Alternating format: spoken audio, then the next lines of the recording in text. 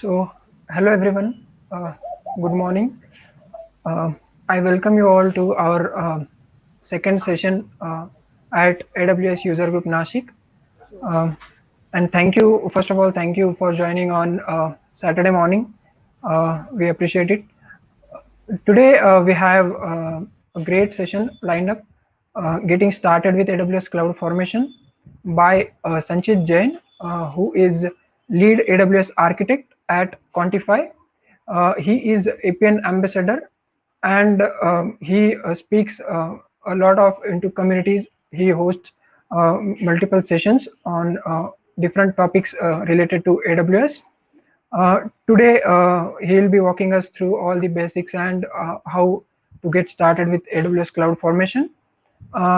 We'll start shortly. Before that, I'll introduce myself, Abhishek.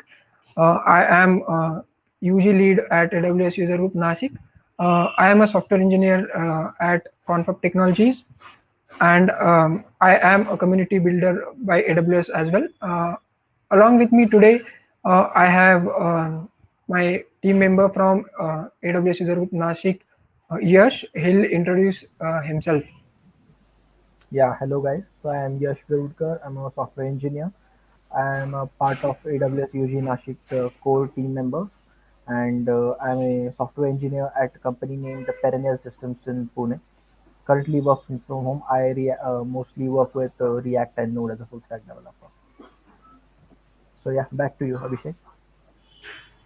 Great, great. So before getting started with session, I have few quick announcements. For that, I will share my screen, and after that, we'll get started with our session. So I will share my screen right now.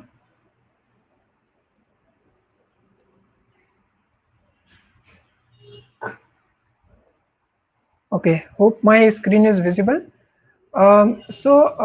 First thing I want to introduce is AWS Reskill.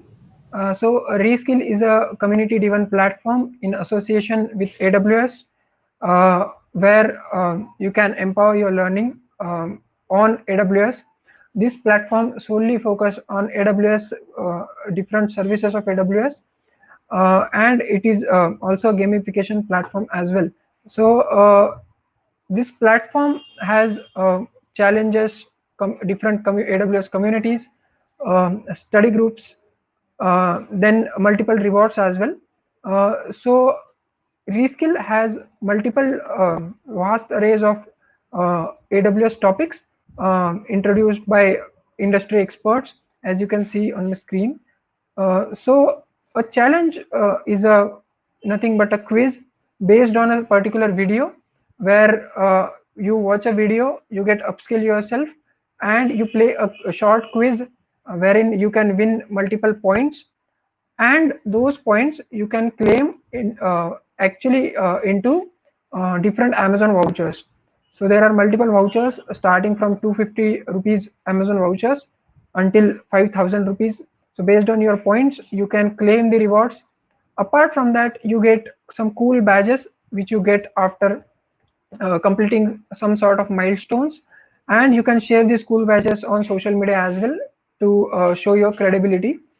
Here you can upload your AWS certifications if you are a certified developer or professional. You can share your blogs as well, where in blog section we have featured them. And if you want to learn on AWS, there are multiple blogs written which are curated by our professionals, and these are certainly the best resources to learn about AWS. We have a feature called as connect with experts. So these are experts from AWS User Group India community. These are industry experts in their particular field. You can get in touch with them for different purpose. If you have some doubts, if you want to host them in your user groups as well. We have a section called study groups, where there are different certification study groups. You can join them, and you can get help from experts to clear your certifications. We have 20 plus AWS user groups in India. From wherever you are joining in, you can preferably join whatever AWS group you prefer, and you can be a part of AWS user group. So we'll be sharing the link for AWS Reskill platform in our chat section. You can check out the platform and certainly upskill yourself. The next announcement I want to make is AWS Community Day South Asia Virtual Edition 2021. We are hosting the Community Day this time with combining AWS user groups in India, Nepal, Sri Lanka, and Bangladesh, wherein the Community Day will host on 22nd to 23rd October. First day, there will be multiple tracks, multiple industry expert session on variety of topics. The second day is solely focused on workshops, where there will be few workshops which are not finalized yet, which will be displayed on site as well, and you can be a part of that. But registration process has been already started. You can head to communityday.awsug.asia and register yourself. Apart from that, if you are someone who would like to talk at AWS Community Day, we have CFPs open as well. You can head to site and submit your talk or submit your paper on whatever topic you prefer from AWS, and the community team will decide if your talk can be aligned in or not. So the next thing I want to introduce is AWS Women in Tech Day Community Edition 2021. So you can head to womenintech.awsug.in if you are someone who identifies yourself as a female in technology field. You can certainly attend this event. There are multiple sessions by industry experts, by women in tech, uh, and you can get upskill yourself as well. There are multiple speakers, great speakers, and you can register yourself on your site and attend the event. You can get further details on womenintech.awsug.in. So next thing I want to show is AWS User Group Nashik website. So if you have doubt like what the user group does or what are the activities hosted by AWS User Group Nashik, you can head to awsugnashik.in and you can see previous events, upcoming events, multiple learnings. We have posted some resources as well to get you started on some basic concepts on AWS. And if you want to know more about our team, you can head to about section and you can see who is the team. If you want to get in touch with us, if you want to volunteer with us, you can certainly get in touch with us, and we'll be happy to onboard you. Yeah, so these all are announcements from my side. And before we proceed, there is one announcement. At the end of the session, we have one short quiz on the session. There will be some questions and MCQ type of questions.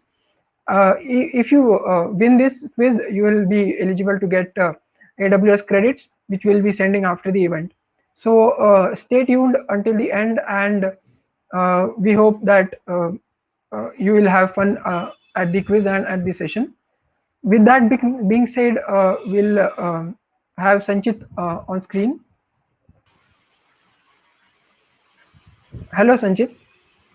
Hey Abhishek, good morning. Hey Yash. Hey, good morning. How are you doing? I'm doing good. How are you? We are fine as well. So we will get started. Before that, Sounds good. will you introduce yourself and then we can get started with our session today? Sure. Yep. Thank you so much, User Group Nashik, for giving me this opportunity. Thanks, Abhishek Yash, for organizing this. Hello, everyone out there. My name is Sanchit. I work as lead architect Quantify. Along with that, I'm a proud AWS APN partner and based out of Mumbai. Day in, day out, I work on different AWS services like from DevOps, data lake, serverless technologies. So if you think anything where you need my help or my knowledge where I can help you with, please feel free to reach out to me on LinkedIn, uh, have GitHub, or even in Gmail. I'll share all those details with you post the session so that you can reach out to me and we can have a offline discussion on the same. Uh, Looking forward to have a wonderful session. Please feel free to pitch in any sorts of Q&As if you have on the chat. As and when I get a chance, I'll take a pause on the presentation and I'll try to answer them as is. And yeah, let's make this session a wonderful one and a great learning for all of us. Sure, great, cool. So, Yeah. do you want to share your screen so that will be backstage and you can start? Sure. Let me know once my screen is visible. Yeah. Yes, it is visible. Yeah, it is visible now. Cool, Okay, then we cool. can get started. Awesome. Thank you. So, thank you, everyone. I think we know today's session is for AWS CloudFormation, and what exactly I'm going to cover. Right, that's more important. That first we want to understand that okay, why exactly people are more keen to understand what is CloudFormation. Right, every other services there are multiple, like somewhere around 200 plus services which we see in AWS. But I'll say a couple of services which are always on the star.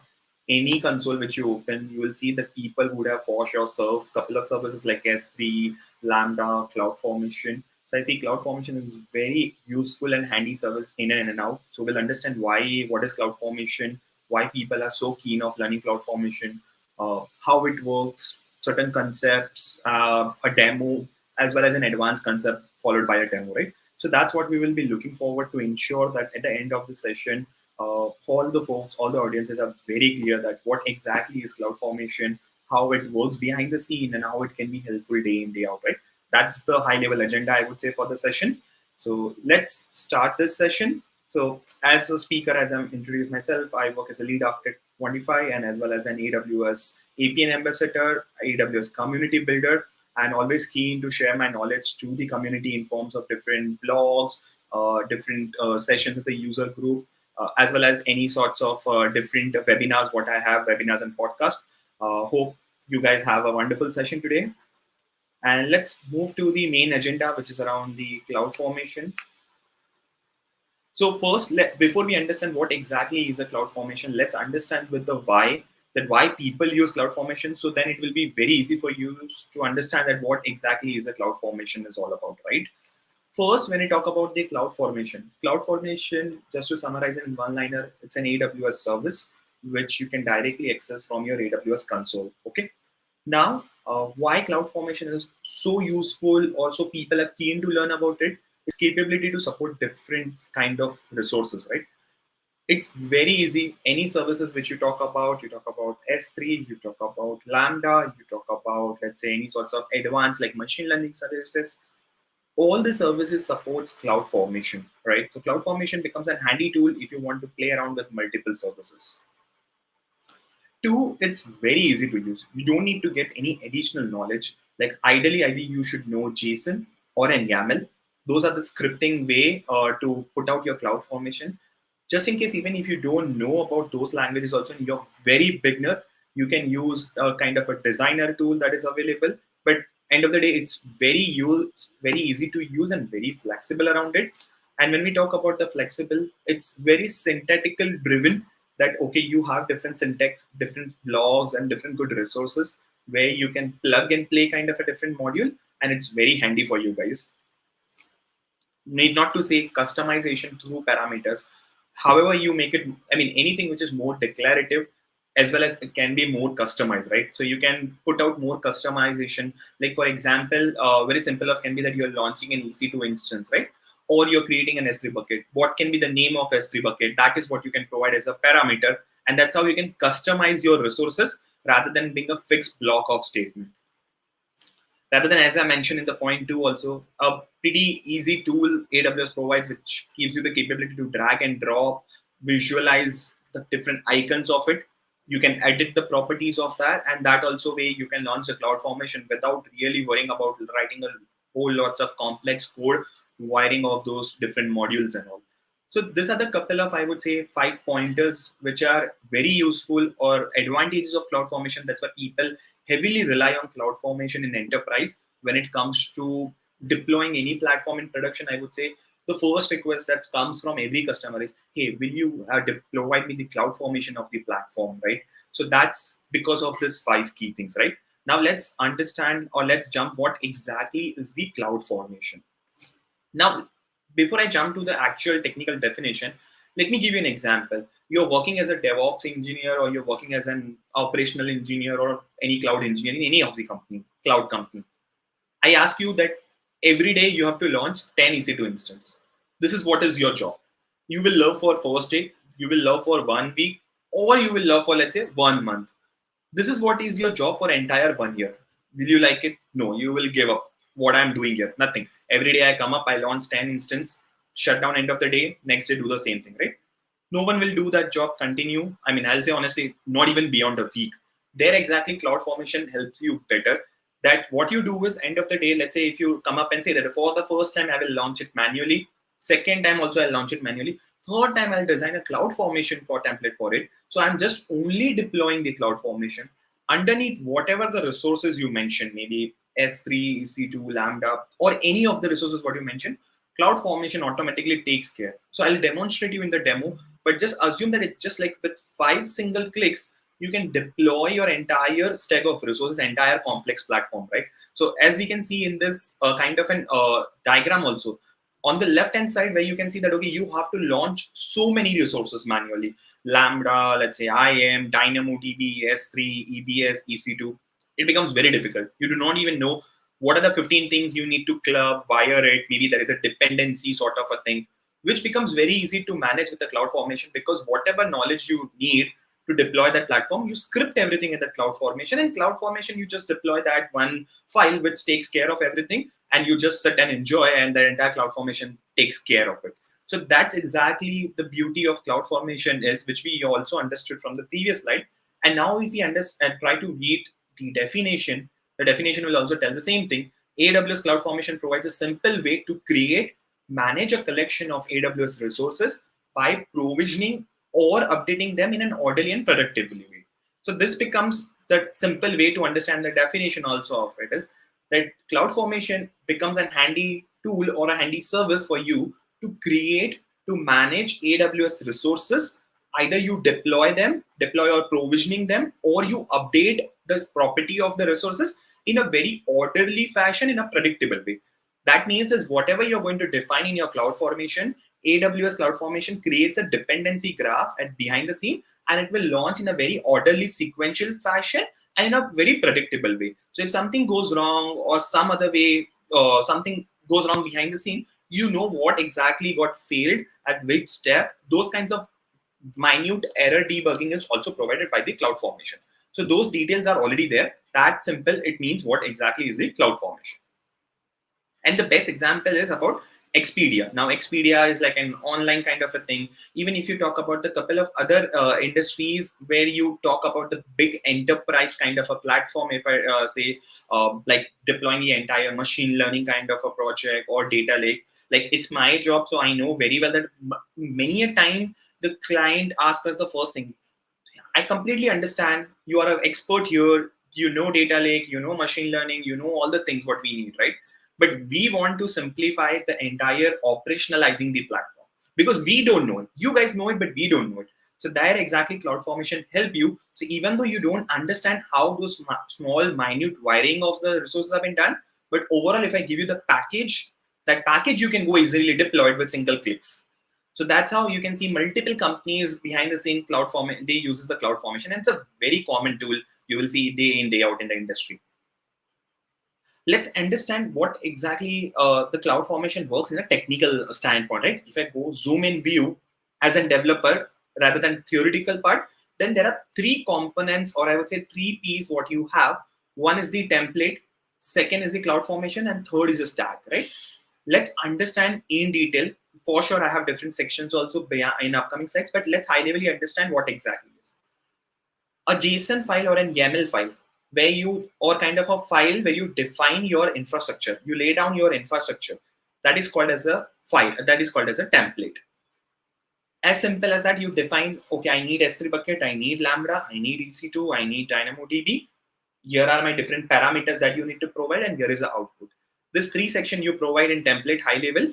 That template, you go to AWS console, you upload that template in the AWS CloudFormation console, and the CloudFormation service launch that template, and the outcome, the template, once it is get completed, is called as a stack. Stack is nothing but the collection of all the resources which you have defined in your template. So this exactly is the 3 things: template, CloudFormation, stack. Any static definition which you provide in a file is template. CloudFormation is a service which you can just simply say interpret your template into the stack, and stack is the runtime deployed sets of resources which you have defined in your template. These are the simple definition or narration, I would say, of template, CloudFormation, and stack. Now, as we understood, right, that all resources what we need, you can define it in a template, so it becomes very easy. Now if I talk about, when you talk about very complex industry platform like data lake or machine learning, ideally on an average you will see like 30-40 different sets of resources up in there. I'm not talking about lambda 1 lambda 2 kind of stuff, but different sets of different services have been defined, right? So all resources required by user in an application can be deployed using the simple template. And we will also understand in upcoming slides that how exactly a template you can define or what are the different ways. The second thing which is very important here is that you can also reuse that template. What I mean is, let's say for example, you guys know that okay, AWS has a different region, different availability, or different even AWS accounts, right? As you talk about development account, testing account, or production account. How I can ensure that okay, whatever I'm developing in my dev account, the same as it is get replicated either in another region or in another account. There exactly CloudFormation acts like a reusable script, that whatever you have built, if it is built in a very right fashion, it will not only work across the region, it will also work in another account. So there are certain best practices which you want to do, and all the demo what we will be looking in this particular session are very flexible, that you can also take it and deploy in another account, also in another region. So that's another beauty, that it's not one-time kind of a script. It's very reusable and flexible. And as we mentioned about flexibility or customizing it, CloudFormation provides things like parameter, mapping, conditions, those kinds of pseudo functions or capability. That's how you can make your template more reusable. Now, we'll have a different session, but just to give a glimpse of it, now for a very simple of it, when you write in any programming language, you write a function. How you write a function? You try to make that function more generic, so anyone within that program can call that function. And what you do is you pass the parameter inputs to that function, and you get a written output of it. Similarly, if you envision that concept in CloudFormation as what we do here, you pass the different parameters when you're deploying the CloudFormation, and the output is what something you get on the console, that okay, here is your output. So that's the same, I will say, ontology you need to apply in case of CloudFormation, what you have a simple function definition in any programming language. Behind the scene, when you deploy any CloudFormation, right, this is how it works into 4 steps. So we understood that, okay, there is something called as template. So on the left side, we see that, okay, you code or you design your entire infrastructure from scratch in the CloudFormation into YAML and JSON file, or you use some kind of a visualization tool. This is called as infrastructure as a code, that whatever infrastructure you're going to define, you code that into a kind of a file. That file is called as a template. That's step 1. Step 2, you take that template and you either directly try to upload in AWS console, or you try to upload to S3. Now I'll demonstrate you. Even if you don't upload, let's say, even if you don't upload your template to S3 and you directly jump to AWS console and try to deploy, which it's not case when you work on production, you have to go with S3 route. But let's say for demo purpose, you do that. Behind the scene, CloudFormation takes that template and move it to S3 bucket. So you do it or not, ideally your bucket, your file or your template will reside in S3, and then CloudFormation will pick up that template from S3 and will deploy the entire resources what you have done, which is called as a stack. So here are the entire life cycle, I would say, right from template creation to deployment, and finally having the provisioned resources for our use case. So these are the 4 blockers what we can easily understand, and right from creating the template to uploading to S3, creating the cloud, requesting the CloudFormation, and creating the step. Now let me zoom in a bit. When it comes to playing with the CloudFormation or understanding the services, CloudFormation is not only can work with console, right? It's like any other AWS services. How you can work with AWS console, similarly you can work with any sorts of CLI, any sorts of programming language. You can write with Python code, you can write with Java code, you can write with any other language via which you can deploy the CloudFormation. Similarly, AWS CLI also what you can use to deploy the CloudFormation or to update or to delete or to perform any sorts of operation on the CloudFormation. So it becomes very easy. It's not just the console is the only medium. Now let's understand the different concepts what we have under CloudFormation, right? So far we understood high levelly what exactly is a template, CloudFormation stack, but let's zoom in a bit at in template, how exactly you define a template, what's exactly CloudFormation, what exactly is a stack, right? So in case of template, we will zoom in for the first thing is around the template part. Now, template, as we talk about that, basically what you can different operations, what you can do is like you can create, you can view, you can execute a template, or you can even update a template, right? And as I mentioned in the previous also, template is like a formatted text file, which is in JSON or in YAML. That's one way. If you're very expert in case of JSON and YAML, then generally people do leverage their way to do it. And as well as it's very modularized, so they try to reuse or import the existing of their different modules of resources in the CloudFormation. Those is the pattern I've seen. In couple of other patterns, what I see is people use a visualization tool. So what they do is they go to AWS console, use the CloudFormation designer tool, design the entire CloudFormation, export it for any sorts of future reference. So those are the high level, I would say, two kind of pattern I've seen across the industry when it comes to playing around with the template part of it. And the different operation, as I mentioned, create, view, execute, and update your template.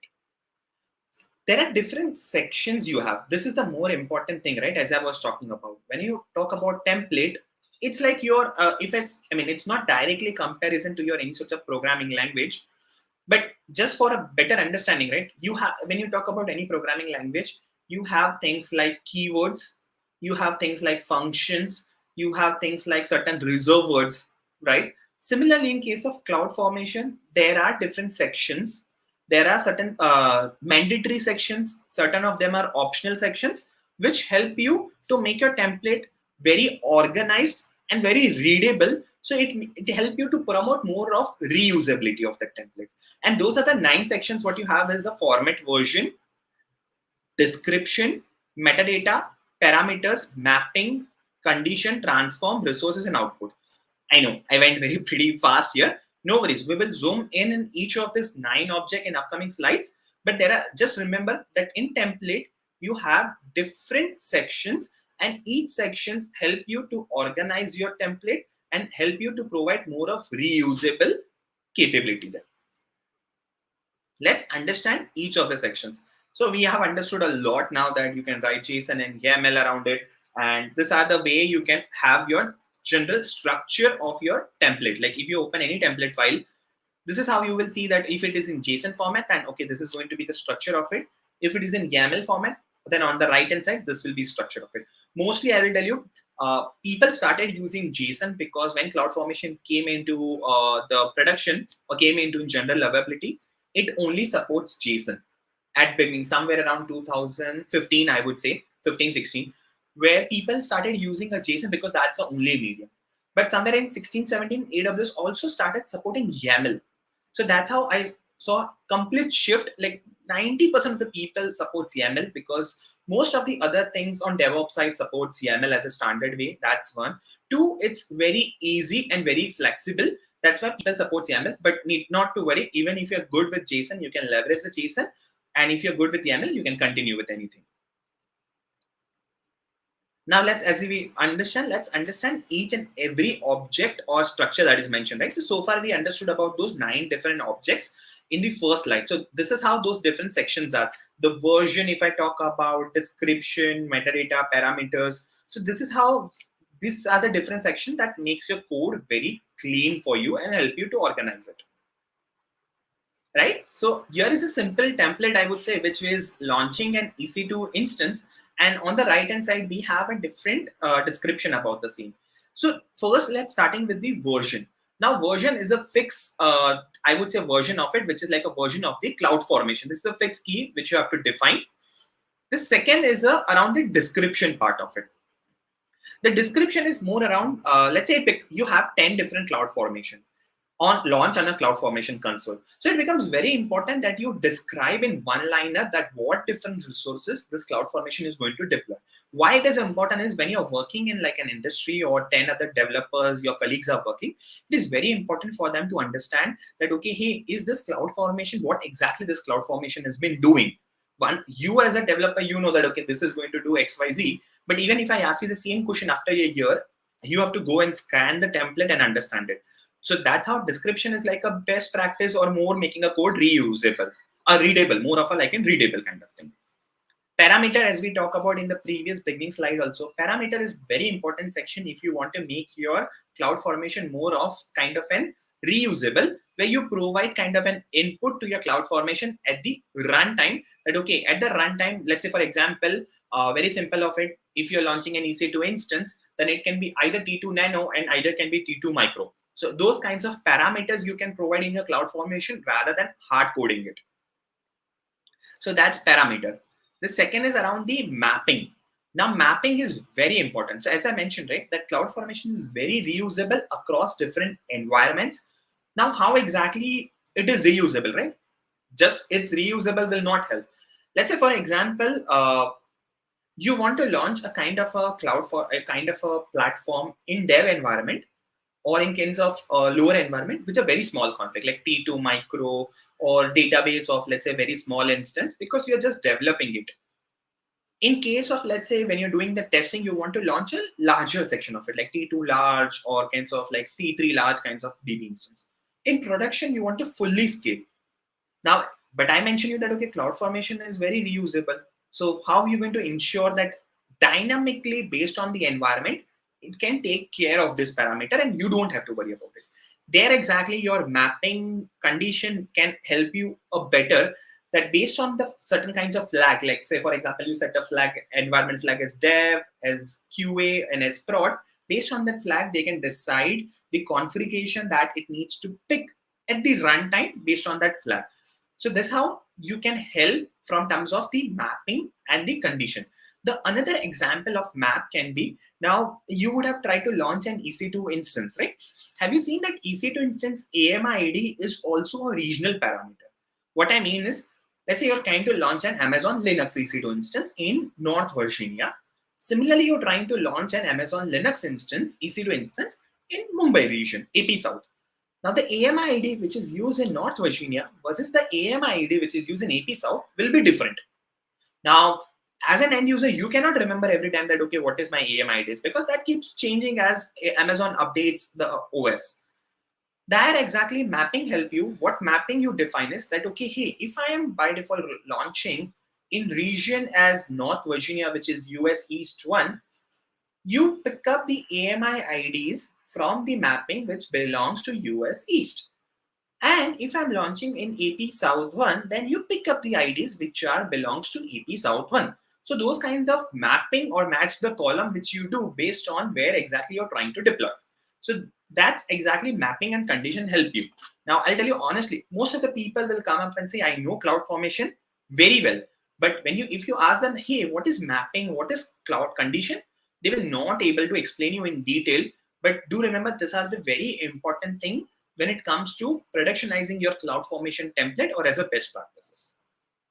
The next section is around transform.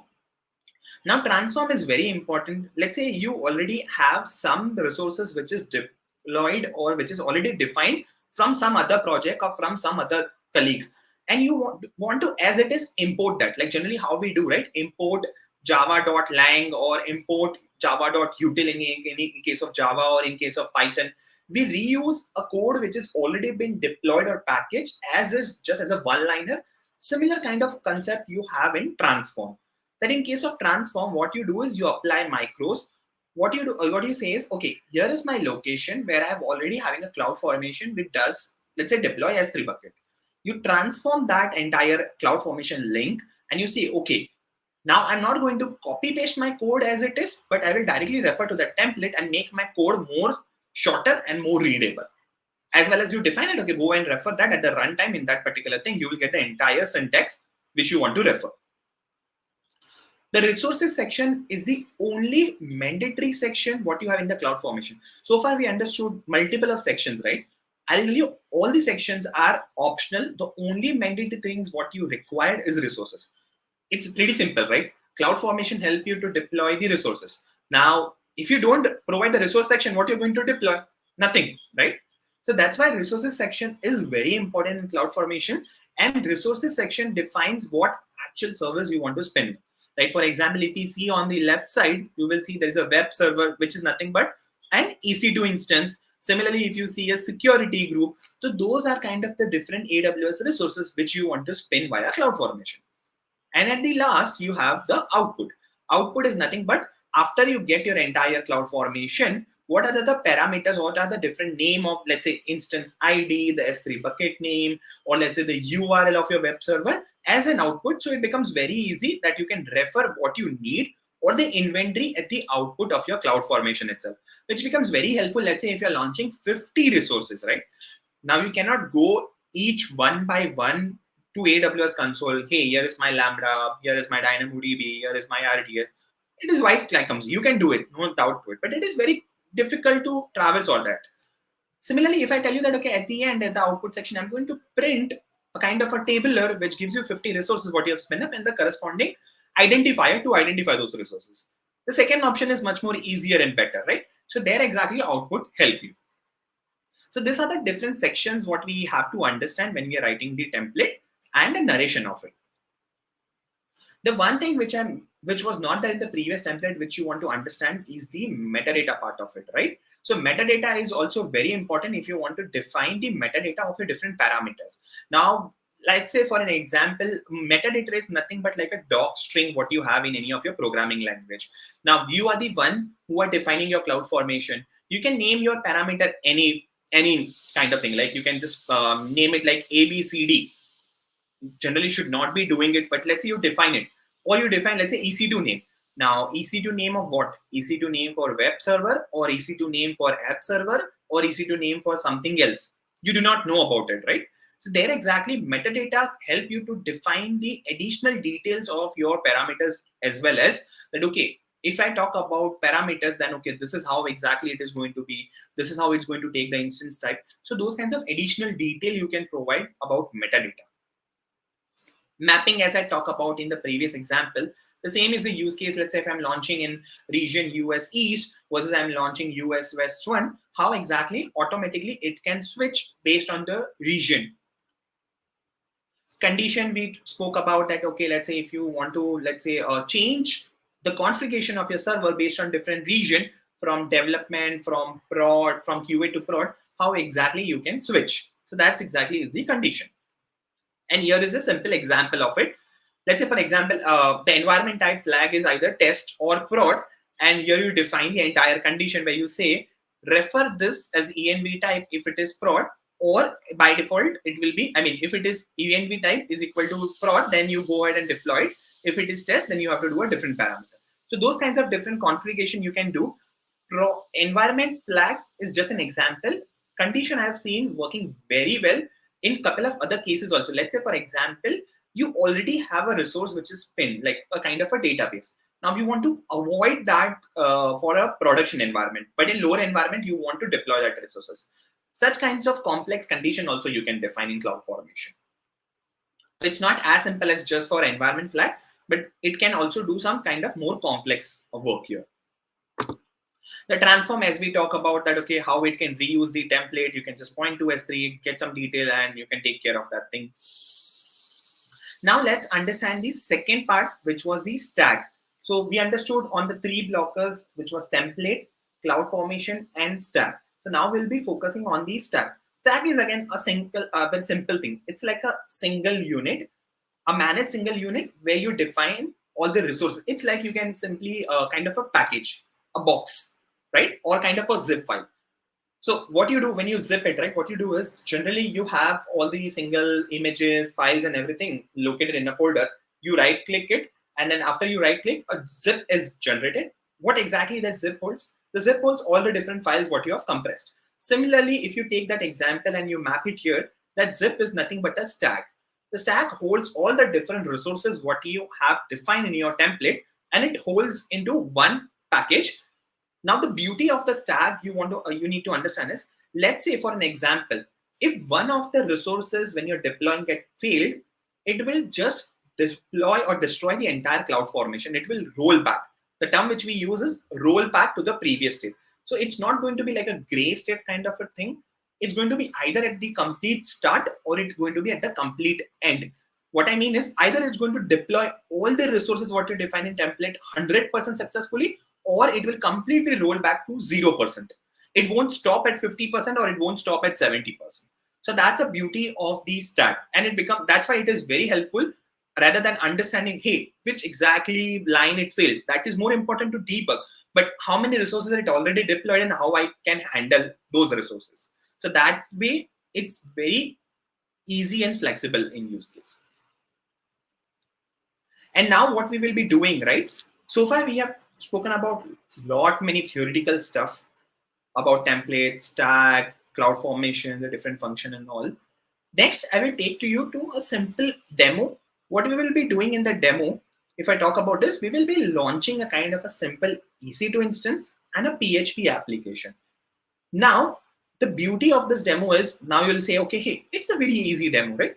But if I tell you that I'm not going to launch inside, I'm not going to SSH under the EC2 instance, but I will launch that EC2 instance in such a way that it will have everything, and I will just hit the URL once the CloudFormation is completed, and I will try to access my PHP application. That sounds easy, right? That you're not doing anything. Whatever you want to define, you have already defined in your CloudFormation. So if I go and understand, which will deep dive in detail, but I will define everything here in the user data section, which is my PHP code, my installation and everything. And at the end, I will just hit the URL and it will take care of that stuff, right? So let's do one thing. Let's quickly jump to our AWS console. And don't worry, I will already share my GitHub repo, via which you can download the presentation, you can download the code, what I will be using for today's demo. So this is my AWS console. I'll click on the CloudFormation. So you can either search for CloudFormation from the search, or you can go ahead. I'll click on Create Stack. Now you would see that you will directly get kind of a list screen if you already have a CloudFormation. As I was talking to you previously, template is ready. That means that I have my template and I want to use that. AWS also provides certain templates which you can use from here. Or you can create the template in Designer, as I was talking about the visualization tool. So this is a route where you can visualize or you can design visually your CloudFormation. We'll say we already have a template. Then I mentioned about that, okay, for sure, if you recall how the CloudFormation stack works, the 4 slides, the 4 icons, you have the template, you have the S3 bucket, you have the CloudFormation, and you have the stack. If we try to narrate here, I have my template. So step 1 is done. Step 2 is you need to upload the CloudFormation. What I'll do is, right, I will simply say is I upload a template and I'll select, choose a file. If I go here, right, and if I select a CloudFormation template, so this is my CloudFormation template. Now I've uploaded automatically my CloudFormation template for my local, right? So as I mentioned, even if you directly go and upload the CloudFormation from your local machine, still you will see that what AWS or CloudFormation has done behind the scene, it is in this bucket cf-templates-1c6. In this, it is already uploaded this file with this particular name. So this CloudFormation already does on behalf of you automatically. And similarly, we'll also see an example where you upload the template via S3 URL. So now I'll click on next. You will see that I'm passing a parameter. The parameter is nothing but the machine ID, as well as we talk about the different parameters like dev, test, prod. I'll make it test, and I'll say demo lamp step. This is a CloudFormation name which you can give. Just ensure this CloudFormation name needs to be unique within a region. Let's say if I'm launching in Mumbai region, this tag name should be unique. Similarly, if I try to launch in North Virginia, which is US East, I can reuse the same name. So it's not globally unique, it's regionally unique and case sensitive. So here I clicked, I provided, and I'm just keeping all the different things as default. So now at the review page, which is saying that, okay, hey, here you provided the template, here are the different parameters, tag you, it's a best practices, but I'm not doing it for the demo. So, but you should always provide when you're working in your production scale or in any industry. And finally, it's asking me, give me a acknowledge or give me a consent that I will be deploying an IAM role on behalf of you. Any CloudFormation stack which will have an IAM property, IAM policy, or IAM role defined, you have to give a consent that, hey, I allow CloudFormation to deploy IAM role on behalf of me. Once you give this, you click on create stack. Now, ideally, this CloudFormation will does multiple things. It will launch EC2, security group. After launching EC2, it will done all the scripting part, which will roughly take like around 2 to 3 minutes. In meantime, what we'll do is we'll leverage that 2 to 3 minutes to understand this script. So this is the same CloudFormation script which I'm deploying. So as I mentioned, right, this is your version. This is the description, the metadata part of the CloudFormation where you define the additional detail of AMID. This is my parameter section where I'm defining things like environment. I'm defining again the constraints of it. If you want to restrict that people only provide this possible values, then you restrict it. The AMI ID is part of it, like the machine ID, the mapping, right? Which I talk about to you that, okay, that you can do a mapping based on dev, test, prod, you can select the mapping automatically. The IAM role, which we understood that, okay, this is deploying IAM role. This is the important thing, right? And if I understand from a structure perspective, so if I close metadata, parameter mapping, output, okay. So this is your template. So we talk about the 9 objects, right? So these are the 9, those different sections that make your code very reusable or readable. Now we will directly jump to the resource part of it. Now here exactly you're defining web server, which will be having your PHP code. You're defining that, okay, the service type is nothing but EC2. Then you provide the difference like instance, IAM role to it, image ID, the type of instance. The key thing to understand is this user data. Now, as I mentioned to you that every day I asked you that you have to launch 10 EC2 instance. You will launch it on day 1. You will launch it for first week, not for the another week. And in that EC2 instance, what are you doing is very simple. For all the 10 EC2 instance, you need to deploy an Nginx server and run a PHP code of hello world. Even though if you automate a CloudFormation and you write a CloudFormation for that 10 EC2 instance, still the end goal is that not just deploying EC2 instance, but also deploying Nginx server in it with the hello world PHP code. It is very difficult, right? That even though you reduce your 50% work of deploying the server, but still there is a 50% left, which is installation part of it. So there exactly user data section help you to even automate the user and the installation part of it. So you're not only just automating your deployment script or deployment task, you're also automating the installation part of it. And here what we are doing is a simple installation. We are providing a couple of updates and patches. Then you're installing the HTTPD server, you're giving a permission. And here is my PHP code, where also I'm defining my script itself, which is like an hello world kind of a script also I'm defining it. So with just one single click, which I demonstrated now, it will does the entire thing. Launch the EC2 instance, launch security group, IAM role, installation, everything it will do with couple of like 3 single clicks, it will take care of entire thing, which is very feasible, right? That with 3 single click, you will deploy the entire thing and you're done. So this is how the entire will be the script. Now, the next section after EC2 is the web security. Again, please ensure from a demo purpose, I have given it to universally. When you are deploying it in a production scale or in your account, please ensure the CIDR should be mapped to very restricted. 00 means that I can universally, anyone can access it, but this is only for demo purpose. But when you're doing it hands-on, please map it to your own ID. And at the last, as we've spoken about the output, you will see the output like the EC2 DNS, EC2 IP, and the URL of your website. So this is how the simple CloudFormation, I would say, which will launch the EC2 instance with PHP code. I assume that our CloudFormation would be ready by now. Let me refresh this. And here you can see that our CloudFormation stack is complete. Just to give a quick demo of our AWS console, right? So here you see the different details what we have given to our CloudFormation. The overview. The next tab what we have is the event. The event is nothing but the execution log. So as I mentioned, template is executed by CloudFormation to create a stack. Correct? So these are the logs of all this thing, like, okay, how, in what sequence, in predictable manner, or in an ordered and predictable manner, CloudFormation executed this. Resources is nothing but what are the different AWS resources are deployed by the CloudFormation. Output is nothing but the section which I mentioned, right? That you have the web server, public DNS, URL, parameters, what input you have given as an input to it. Template is exact static definition what we have given. So you combined everything under one umbrella. And change stat is nothing but if you update any sort of a thing, you want to understand what it got change, so it will do it here. Now, we saw in a Sublime editor, which was a TXT file or precisely an YAML file, that was template.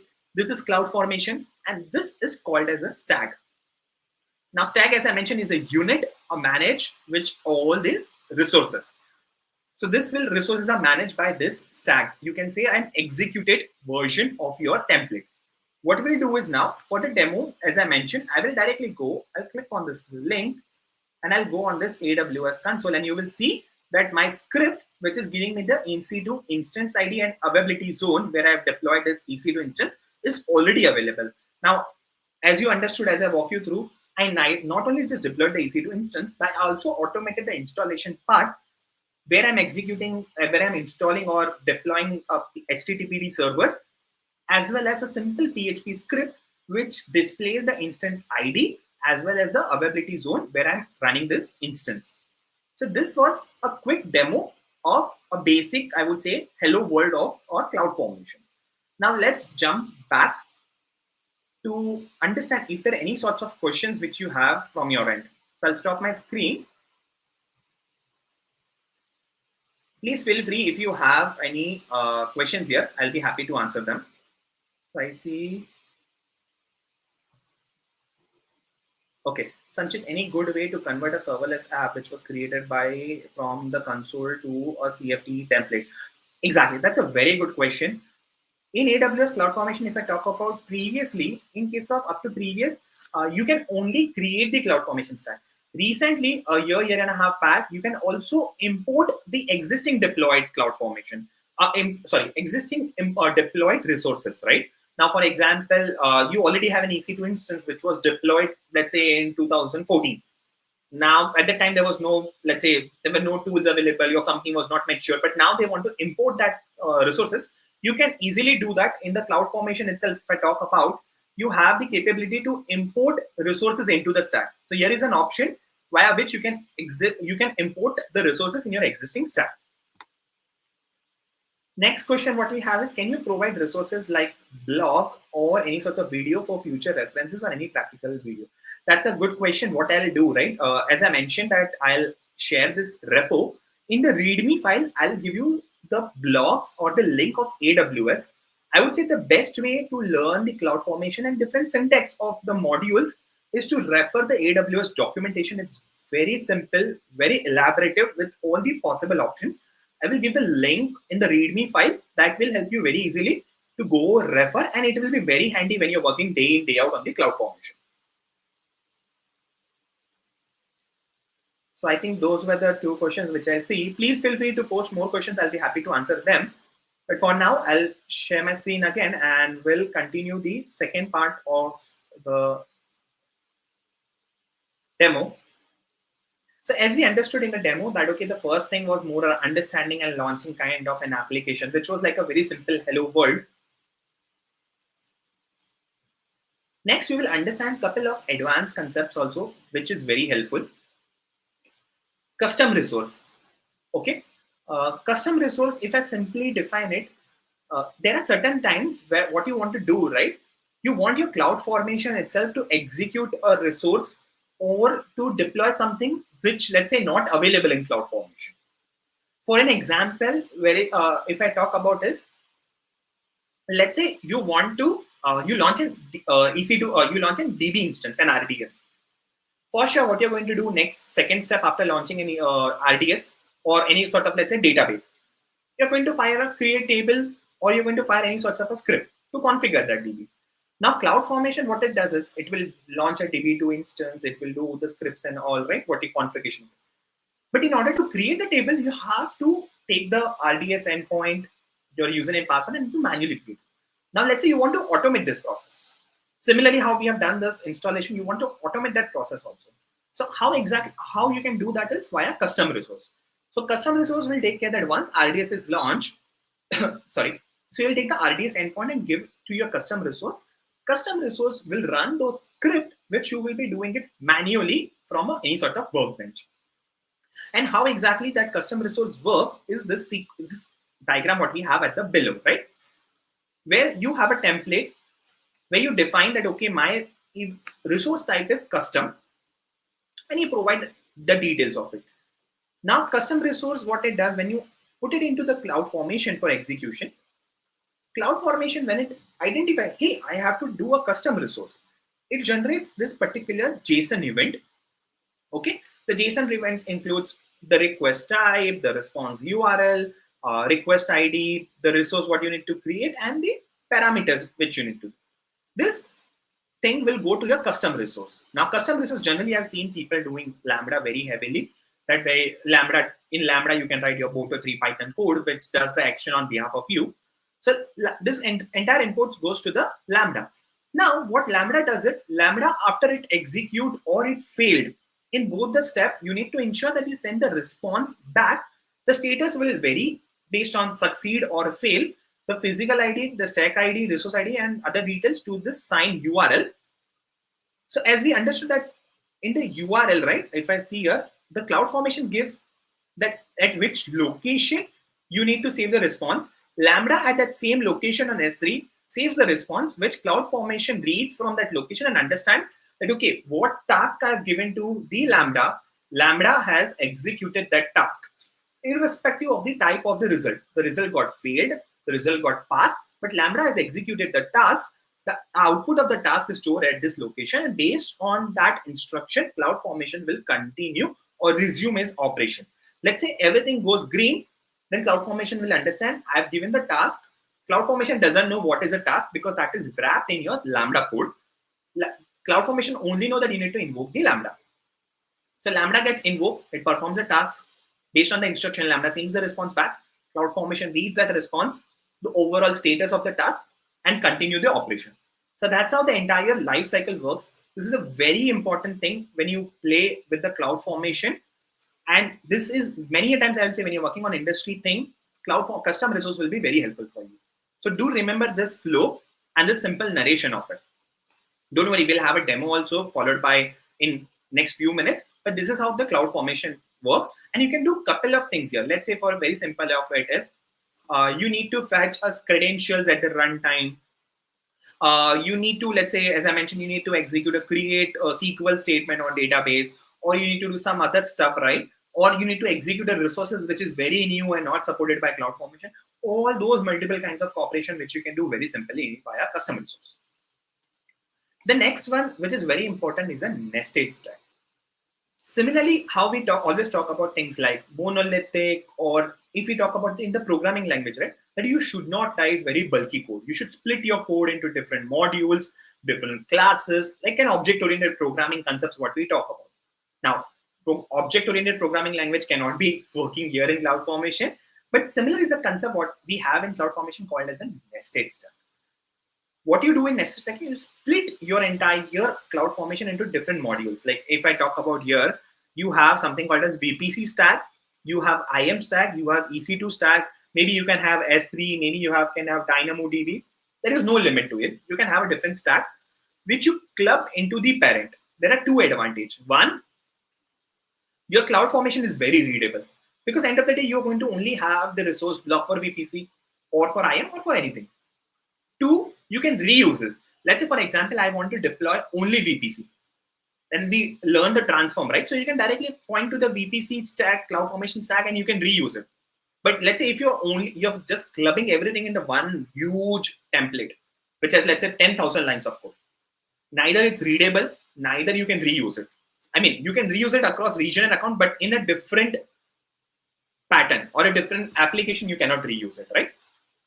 So those are the two disadvantages if you write one huge file which has like 1,000 or 10,000 lines of a code, and that's nested sec can help you. So those are the two key things which helps outside to what we have understood. Now what we will do is we'll do a demo. Now this demo will be addressing the things what we have learned so far about the custom resource and as well as about the nested stack. I'll do the simple approach. First, I'll go to the CloudFormation and we'll keep the CloudFormation stack in a create process, and then we will go and we'll understand what and how exactly you can define the custom resource.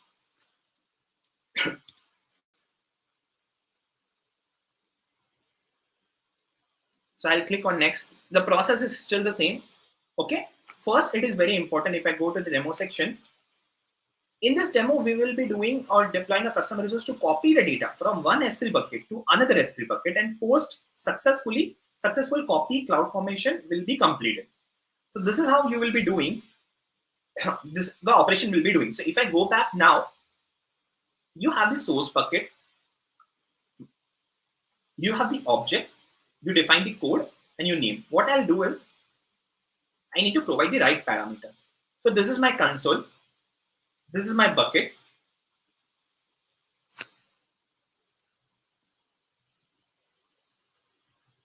Okay, this is my source bucket, what we have.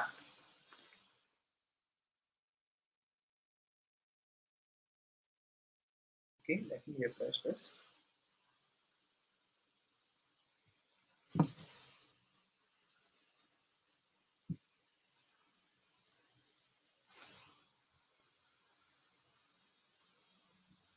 Okay, I think there was some network fluctuation. Apologies for that. Okay, so now it's loading, right? So where we were on the every console. So this is my source bucket. So I copy my bucket name.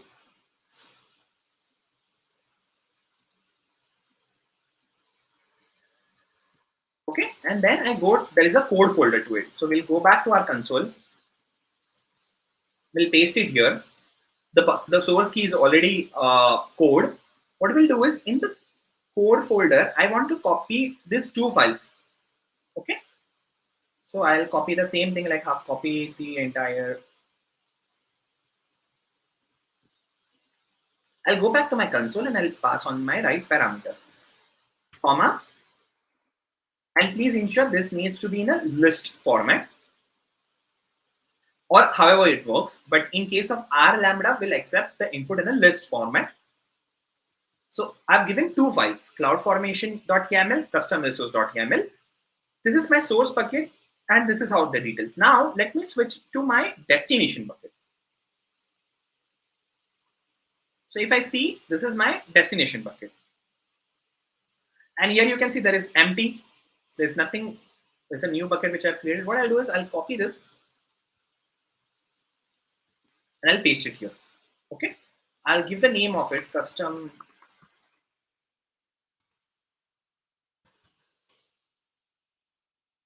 Next, the process of deploying the CloudFormation remains the same. There is no change to it.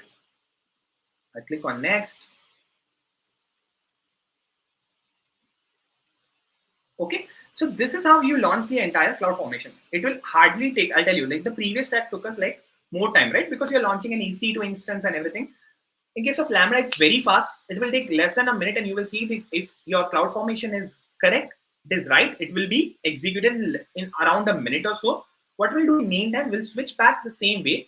We'll go to our kind of I'll close this tab. I'll go to the custom resource, the thing. I will not focus, I mean, the sections remain still the same, the parameter, the condition. In the resources, which is very important, first, right, what we are doing is IAM role, we are defining the IAM roles. Here exactly we are calling like a custom resource. The custom resource I'm calling about what I'm passing, as I mentioned, service token, which is nothing but the Lambda ARN, the destination region, the destination bucket, the source bucket, the prefix, and the objects. All these things what we have given, all this 4 is what we have given as an input. The same is what we are passing as a parameter to the custom resource. This is exactly my Lambda. Now, if you ask me what exactly is your custom resource, my custom resource is this Lambda. And what exactly in this Lambda I'm defining is a Python Boto3 code. Now, this Boto3 code is very simple. If I talk about the core business logic, This core business logic is this, which is what it is doing is simple, defining an S3 client and copying the from one source bucket to the destination bucket. And there are other details that it does, like handler, timeout. Those are the different, I would say, syntax to handle the custom resource. And at the end, I'm just printing the output of it. So this is a simple stack. There is no change to it. What we have understood from the simple one, it is Lambda. So you will see a kind of a Lambda way to do it. That was EC2, but your entire skeleton of your CloudFormation remains the same. Now, if I go back, and you can see this CloudFormation stack is completed. The same. This is an event where an exact how it is executed. If I go back here and if I refresh it, you will see there was this bucket was empty, and within this code bucket, automatically CloudFormation executes this stuff. So that was a demo around the CloudFormation. I'll say the custom resource part of it, which is what we want to achieve. That we will do a custom resource to copy the data from one S3 bucket to the another S3 bucket, and post the successful copy, the CloudFormation stack will be completed. So as we can see and as we verified, that was the demo around the custom resource. Next, if I talk about is around layered stack, right? Or the nested stack, what we understood around the same. So in the nested stack, what we will be doing is we will be deploying around the root stack, the VPC, IAM, and EC2 instance. Okay, so I'll directly jump on the demo part of it. What we'll do here is a simple thing.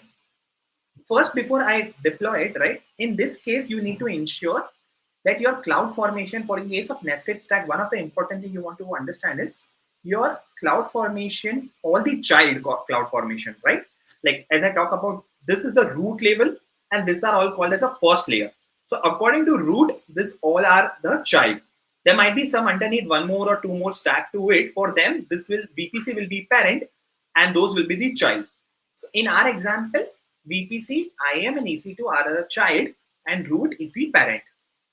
So all the child templates, which is VPC, IAM, and EC2, should already be residing in S3. So what I'll do here is, I'm in my session code, nested stack, and I've already uploaded all my CloudFormation, which is EC2, YAML, and VPC here. Okay.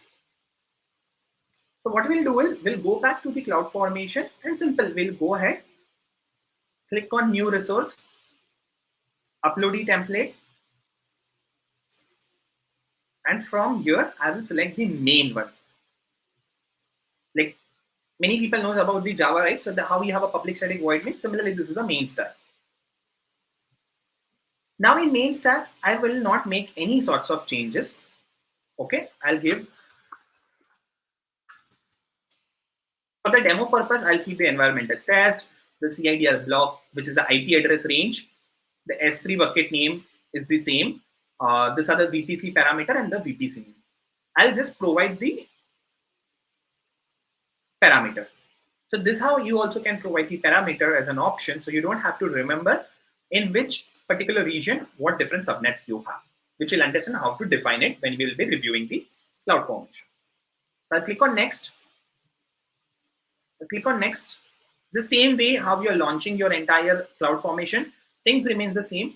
One thing you should notice here, in the second consent where you are being asked, I acknowledge that AWS CloudFormation might require the following capability.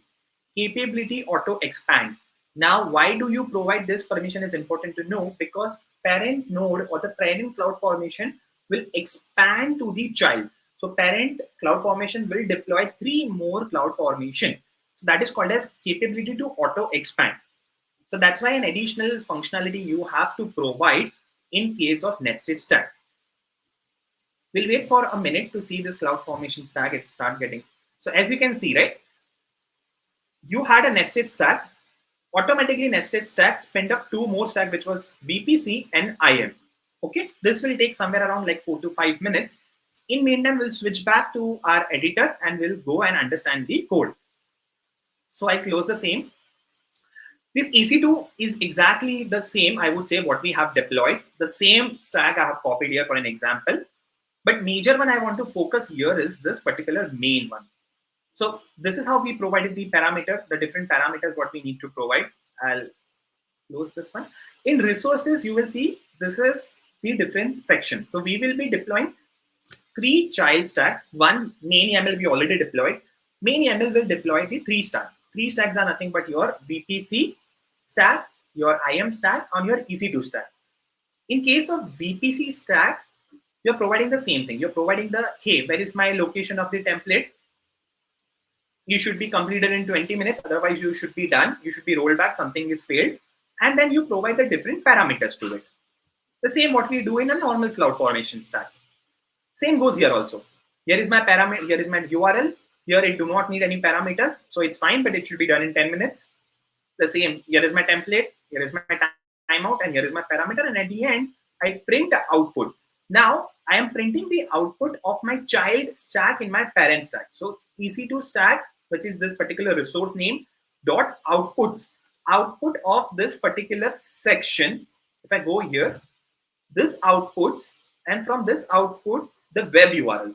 So how you refer any in programming language, any sorts of variables. Similarly, you're doing logical resource name dot that particular section dot the variable name. And that's what I'm printing here as an output. Okay, so this is how you simply deploy your nested stack. And the other CloudFormation, I would say, remains the same. A simple standard one where you have, this is the VPC, this is the IAM role, and this is the EC2 instance. So this all remains the same. There is no change to it, but the main understanding one is this particular one. And as I mentioned to you, this is how you can provide your list availability zone. So most of the time, it becomes very difficult to understand what are the different availability zones available in a region. So if you provide a type as list, AWS EC2 availability zone, it will automatically give you a drop down for any region to understand how many availability zones are available. But so far we have done like 5 to 6 different examples. You could have understood in any examples, neither I have hard-coded a bucket name, neither I have hard-coded a availability zone, neither I have hard-coded any sort of a region. Those are the couple of things you need to ensure when you're working on CloudFormation, so that, as I mentioned at the beginning also, this CloudFormation you can deploy in another region that will help you easily to make it more reusable. Okay. So that was around the nested stack. Now, if I go back, and here you can see, right, that, okay, it's pinned up the first CloudFormation, which is completed, and you can see the nested stack. One more thing, I will explain you how the naming convention of this is. So here, first you will see by default, anytime when you're launching a nested stack, the first will be your parent stack name. Now, in case of us, the parent stack name was nested stack. Then the logical resource name. If you go back to the CloudFormation template, you will see we are giving VPC stack, IAM stack, and EC2 stack. So that's the VPC stack, and this is a unique number. So similarly, you see the same pattern in IAM, and same pattern you will see in case of web server. So we'll wait for like 2 to 3 minutes more for the web server will be done, and the output will be exactly similar what we have understanding in the LAMP stack. This is the same CloudFormation I have reused here, and here you can see that, okay, you have received success ID from this particular instance. So this how, as I mentioned about the user data, right? The user data EC2 instance informs CloudFormation when it is done via this particular signal. This is a signaling where EC2 also tells CloudFormation, hey, I am done. I'm not only done by provisioning EC2, but I'm also done by executing the user data section. Now, please continue your execution. And there, CloudFormation continues the execution part of it.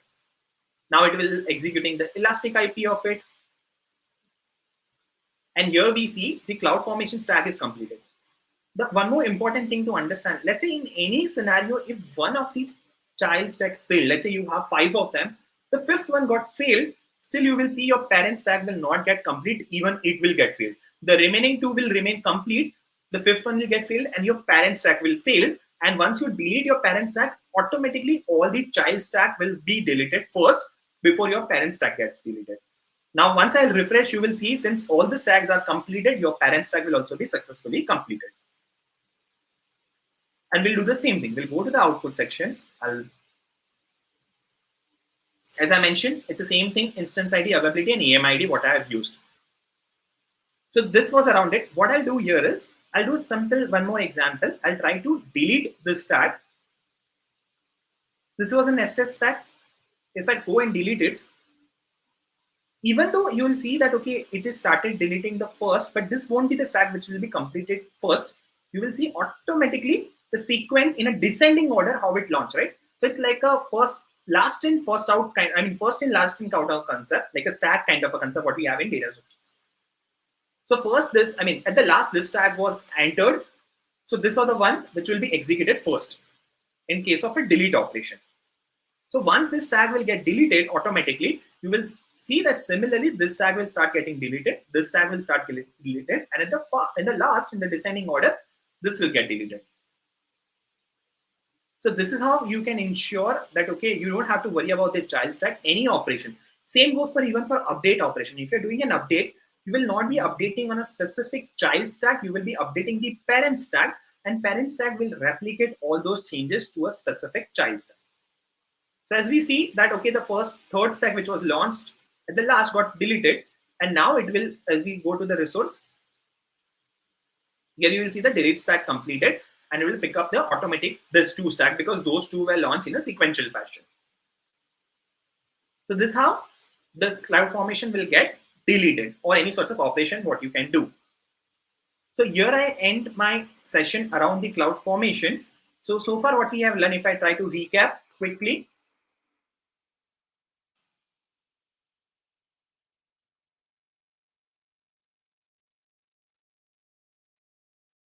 understood the introduction part of the CloudFormation, how it works, the different concepts of the CloudFormation, like templates, the different sections of the templates, what we have, like those 9 objects, what is stack, what exactly you can do, the different operation. We went through a different simple demo of a LAMP server. Then we also understood an advanced concept of a custom resource in detail, like whichever operation you want CloudFormation to do, which is not available, you can leverage custom resource. Then we understood the nested stack around it. And finally, we had a demo around the same for both custom resource and nested stack. So here I end my today's session around the CloudFormation. Now I'll switch it back to any sorts of queries and questions. Please feel free to bounce any sorts of questions if you have around the CloudFormation. I'll be happy to answer that. Again, as I mentioned, I will upload all the scripts, all the presentation here in the link, and I'll share that link in the invite. At the end of the invite, I'll share it with you. So you can refer this and you can try the same exercise at your end. Thank you.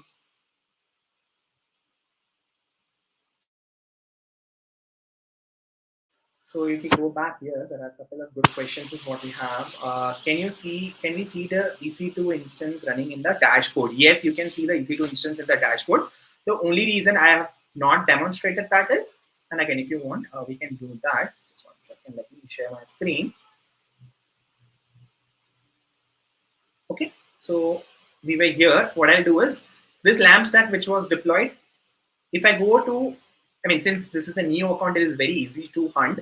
But otherwise, if I go to EC2 instance, right, you can easily do, or the other way, you can go into the resources. In the resources, you will see this is my instance ID. If I directly click on this one, if I can hyperlink, which will directly take me to the EC2 console. And under the EC2 console, you will see that particular EC2 available. So this was the EC2 instance what we launched.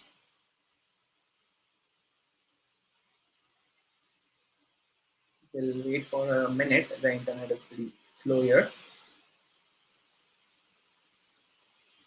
But this is a EC2 instance which we deployed. The same standard EC2 instance with the IAM role and everything. Okay.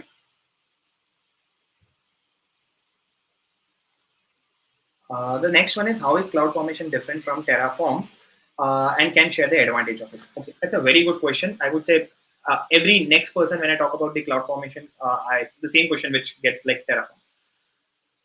Terraform is again an infrastructure as a code. CloudFormation also and a service of a cloud infrastructure as a code.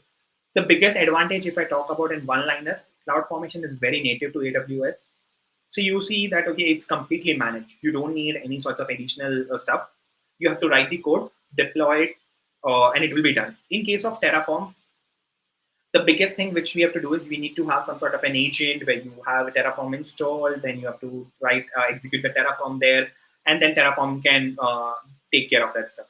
So that's how the biggest advantage of CloudFormation is. If you want to develop something very native to AWS, where native is like you want to build an application which works in and out on AWS, and all these services what you want to interact is already available in CloudFormation, then you should not think a second thing about Terraform and should look forward to the CloudFormation. So that's a major advantage when I talk about the CloudFormation. In case of Terraform, if you are dealing with different kinds of cloud agnostic application, very complex one, then Terraform works well. But generally speaking, I have not seen very complex, directly kind of an available tool where you can, directly application which you can easily port up. There are certain complex applications there, but daily in and out, people always look forward with one mindset of one cloud. So there exactly the CloudFormation works really well. The next question what we have is how to check YAML code is, okay. That's a very good question that it's correct or not, right? There are certain online editors are available. So it's, when I talk about the different those objects or the template, different sections, those are not specific to the CloudFormation. Those are the general standard syntax of any sorts of JSON and YAML file. So how generally I do it, I use things like Visual Code Editor or Sublime that help me. As well as if I talk about, there are online tools available like where you can validate or verify your JSON and YAML before you upload any in the console, and you can verify around the same. That's one way to do it. And second, if there is any sort of synthetical code which you already have, CloudFormation wouldn't even deploy. It will give you an error right at there itself before even you launch the stack. That's the second way to figure out. The next question is, there are some services which helps to create stack like serverless framework. So what is the best practice to create a stack? Should we use CloudFormation or is it okay to use that? Okay. Now I think you're talking about, so there are three things, right? One is the CloudFormation. Second, I think you mentioned is around that, what you're talking about, the CDK, the Cloud Development Toolkit, Cloud Development Kit, that's one. And the second is the SAM. SAM is very good. No doubt it. SAM is very good, very helpful and useful when you're only dealing with serverless things like Lambda, API, Gateway, those kinds of stuff. EC2, other side, is very helpful if you want to do or deal with kind of a larger kind of a platform. As I mentioned, you want to deploy like an EC2 instance or any sorts of big kind of application like EMR or data lake kind of stuff. There, CloudFormation helps a lot. But if you only think that, okay, I want to deploy kind of a very simple microservice or any sort of serverless application, then SAM is what you should look forward to. Okay. Is there any tool available for creating scripts like drag and drop resources? Exactly. So as I mentioned at the beginning, right, in the CloudFormation console itself, there when you're uploading the console, there is something called as a designer tool, visualize designer tool, CloudFormation designer tool, which is the visualization drag and drop tool where you can drag the icon, you can design it, and you can export the template out. So you can next time you can reuse it for any sorts of future references. But that's feasible, and that AWS itself provide natively on the console.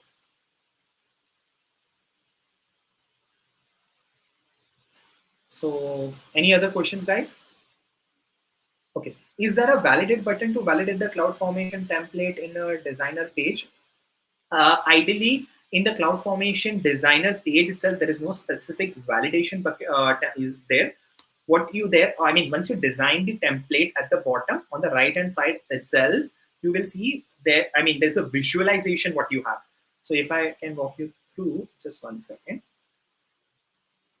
Let me share my screen.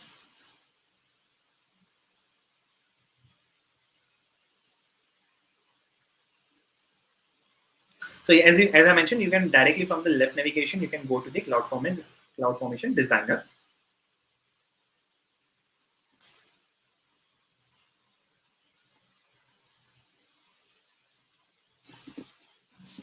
Okay, so here you can see, right? Okay, so someone has asked me at the beginning also how I can remember that, okay, what are different services that are in there. So first of all, on the left hand side, if I walk you to the quick console, this is all the services that are supported by the CloudFormation as currently. Okay. This is how you can, let's say for an example,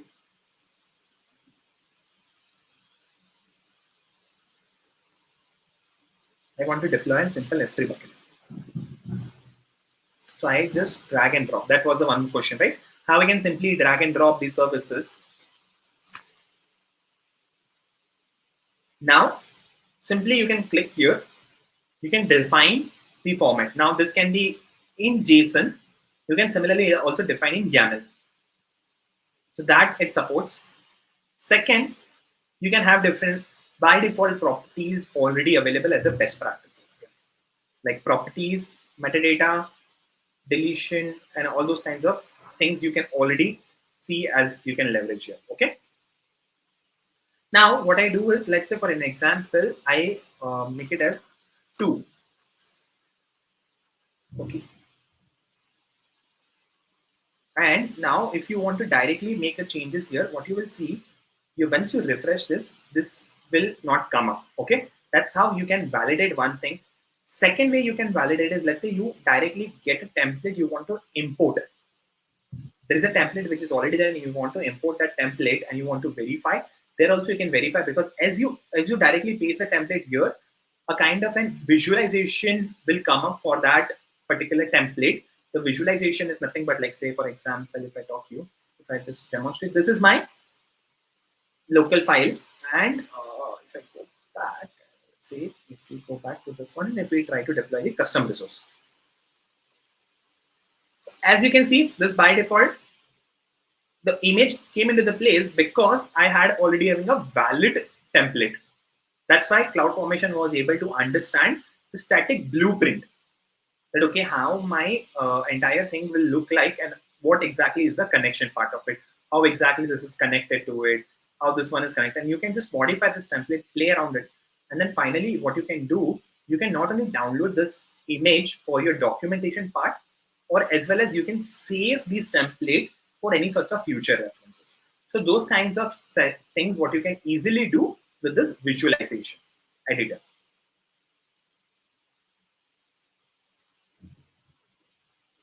Okay. Sure, I'll share my GitHub link post the session itself so that you can refer. Tick mark is there which you can validate or existing.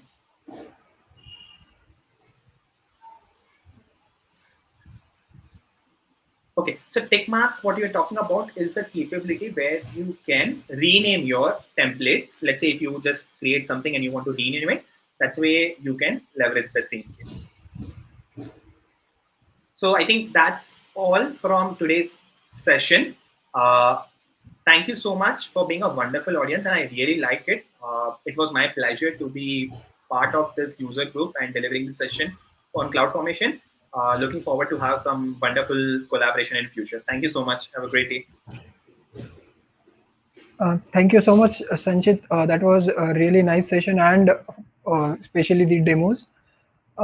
We'd also be happy to, in future to collaborate with you on some more advanced topics, or maybe some workshops or practical based thing. So yeah, we are looking forward to that, and you also have a great weekend. Thank you. So we'll continue with a short quiz on the session. Whoever wants to play the quiz and win some AWS credits can join. In a bit, I will share my screen and I will give you a pin where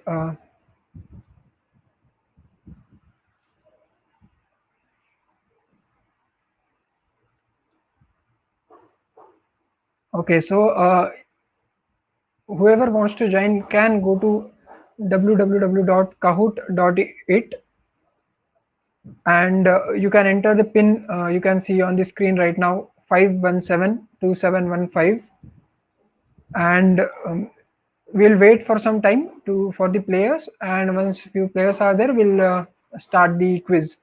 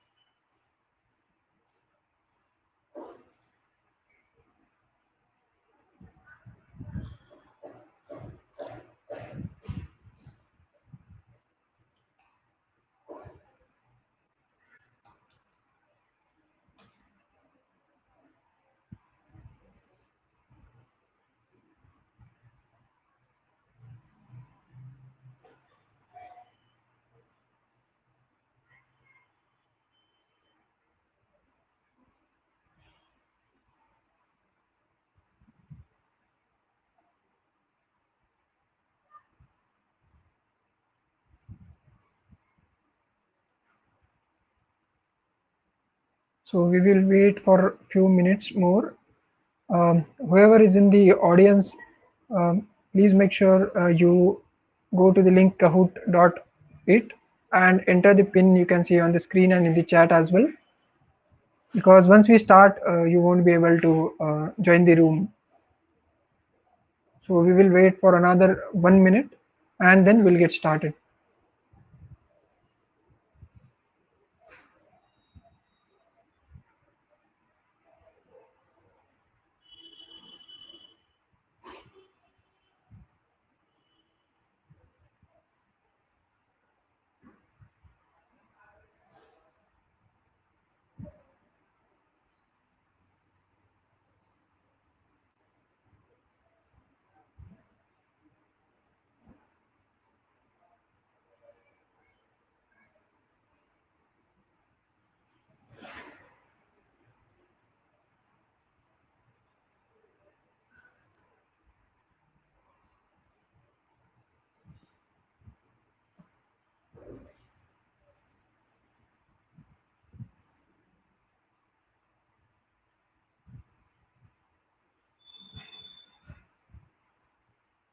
Okay, I'm hoping that everyone present has joined.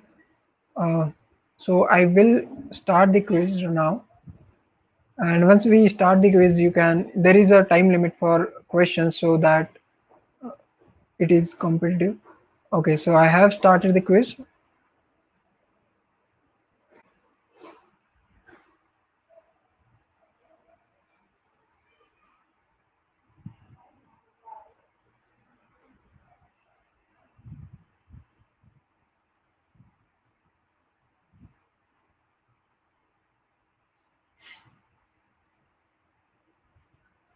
Okay, okay,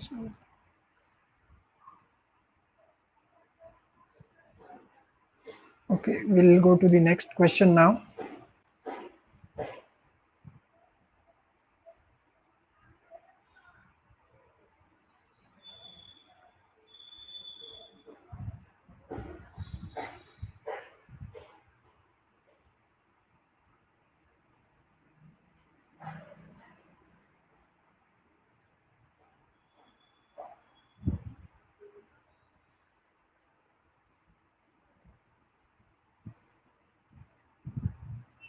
Okay, we can see some answers. Nice change in the leaderboard. We'll go to the next question now.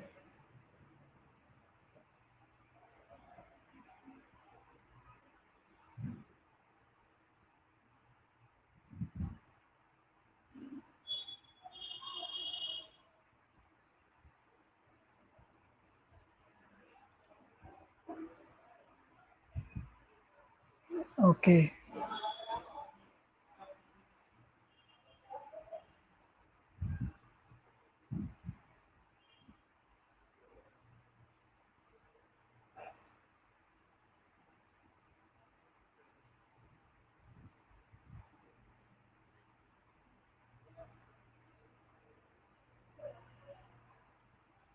cool, nice. Okay, slight change in the leaderboard. Now coming to the last question.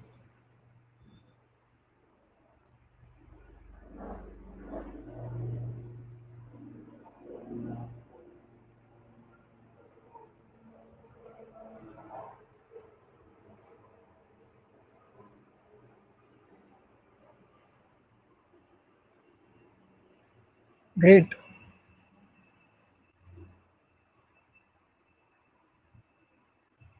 Certainly we have our winners, I guess. Let's see who's on the podium.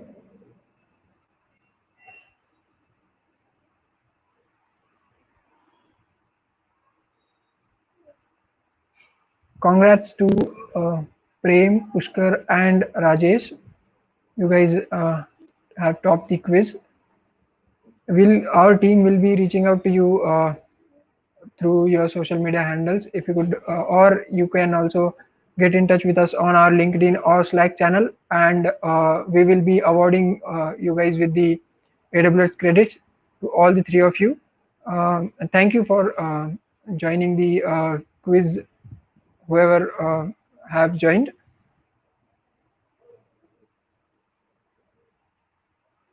Okay, so I'll stop the sharing now.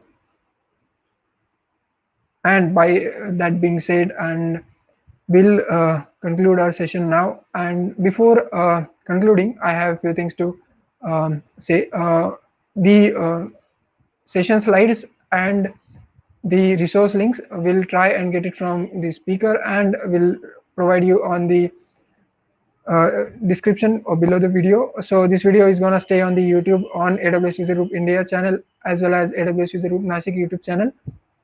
If you want to see the resources or go through them again, you can fetch the links from there, and you can get through that. And if you have any questions, any sorts, you can put them in the chat.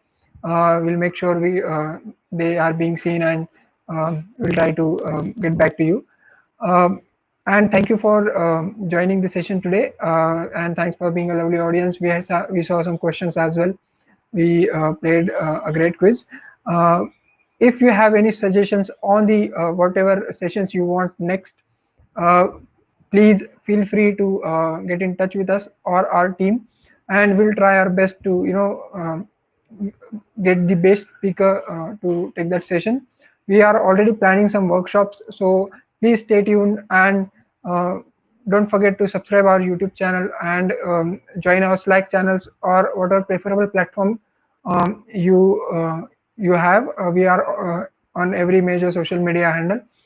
You can get in touch with us, and you will get all of the next upcoming updates there. So that being said, have a nice weekend, stay safe, and goodbye everyone.